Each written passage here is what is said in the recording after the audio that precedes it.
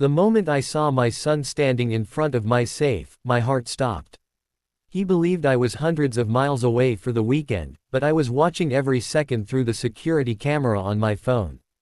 At first, I hoped there had to be an innocent explanation.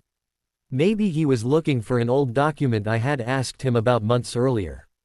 Then I watched him pull a small toolkit from his backpack and kneel in front of the safe. In that instant, I realized this wasn't curiosity.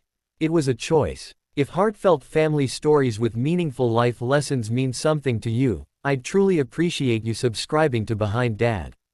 And before we continue, I'd like to mention that the pictures shown throughout this story are creative visual recreations designed to help illustrate these memories.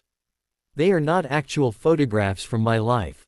I sat frozen in my hotel room, staring at the live video on my phone. My hands were shaking so badly I almost dropped it. This was my son, Ethan. The same little boy who used to sit beside me while I taught him how important honesty was. After his mother passed away, I promised myself I would raise him to become a man she would be proud of. Watching him try to force open my safe made me wonder where I had failed. For a few minutes, I couldn't think clearly. Part of me wanted to call him immediately and demand an explanation. Another part needed to know why he was doing it. So I stayed silent and kept watching. Ethan worked carefully, glancing over his shoulder every few seconds, convinced the house was empty.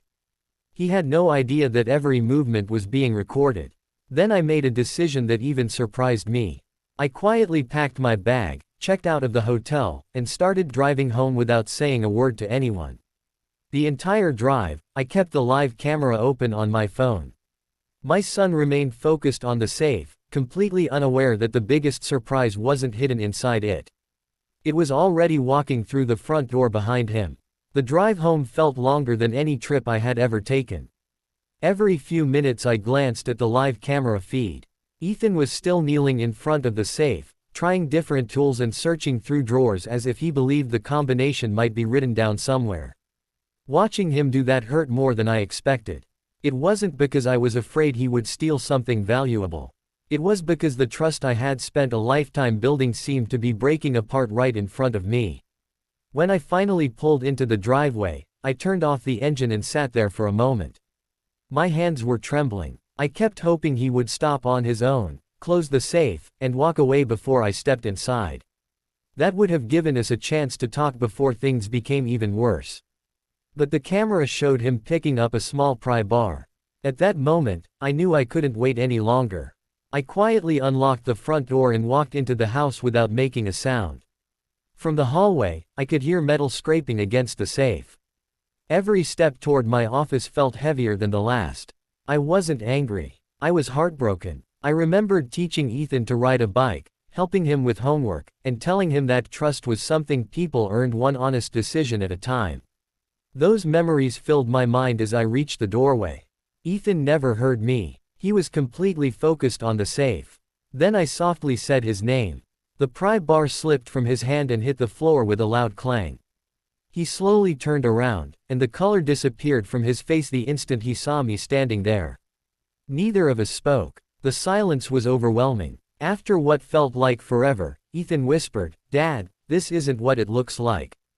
Before I could answer, my phone vibrated. It was a notification from the security system showing that the safe had automatically backed up the entire recording to the cloud the moment someone tried to force it open. Then I noticed an envelope lying on top of the safe that I had never seen before. My name was written on it in my late wife's handwriting, even though she had passed away years earlier. For a moment, neither of us moved. I stared at the envelope while Ethan stared at the floor. My wife, Rachel, had been gone for 5 years. Seeing her handwriting again felt impossible. My hands trembled as I picked it up. The envelope had been tucked behind a small ledge inside the safe years earlier, where neither of us had ever noticed it. Written across the front were the words, "To my boys, if this day ever comes." I looked at Ethan. His eyes were full of fear and shame. Whatever had brought him to that safe no longer seemed as important as the letter resting in my hands. I slowly opened it. Rachel wrote that she hoped we would never need to read her words. She said life after her passing would be difficult and that grief often makes people hide their struggles instead of asking for help. She begged Ethan never to let pride push him toward dishonest choices and reminded me that being a father sometimes meant listening before judging. Every sentence felt as if she were standing beside us. By the time I reached the last page, tears were running down both of our faces. Ethan finally admitted the truth. He hadn't come looking for money to buy something selfish. He had quietly borrowed thousands of dollars from dangerous online lenders after a failed business idea collapsed. He was terrified they would come after his wife and little daughter if he couldn't repay the debt. He was too ashamed to ask me for help because he thought I would see him as a failure. So he convinced himself that taking money from the safe was the only way to protect his family. Hearing those words didn't erase what he had done, but it helped me understand the fear that had driven him there. Just then, another folded sheet slipped out of Rachel's letter. It wasn't addressed to me or Ethan. It was addressed to our granddaughter, Emma. At the bottom, Rachel had written one final sentence: "James, don't open this until you've made the hardest decision of your life." I looked at my son, then at the unopened page, realizing the choice I made next would shape our family for generations. I held the folded page in my hands for a long time before speaking. Then I looked at Ethan and quietly said, "The hardest decision isn't whether to forgive you. It's whether this mistake becomes the end of our story or the beginning of a better one." He broke down crying. For the first time since his mother passed away, I saw the frightened little boy who used to run to me whenever life scared him. I reached into the safe, took out the emergency savings I had built over many years, and placed it on the table. "This money isn't a reward," I told him. "It's a chance to make things right. But every dollar must be repaid, and every promise must be kept." Together, we called the authorities and a financial counselor to deal with the fraudulent lenders the legal way instead of hiding from them. It wasn't easy. Ethan had to admit every mistake he had made, face difficult conversations, and rebuild his life from the ground up. I stood beside him through every step, not because his choices were acceptable, but because abandoning him would have solved nothing. Real accountability meant facing the consequences while knowing someone still believed he could become a better man. That evening, after everything had settled down, I finally opened Rachel's last note. It wasn't about money or the safe. It was a short message for our granddaughter, asking her to always remember that the strongest families aren't the ones without problems. They're the ones who choose honesty before pride and love before fear.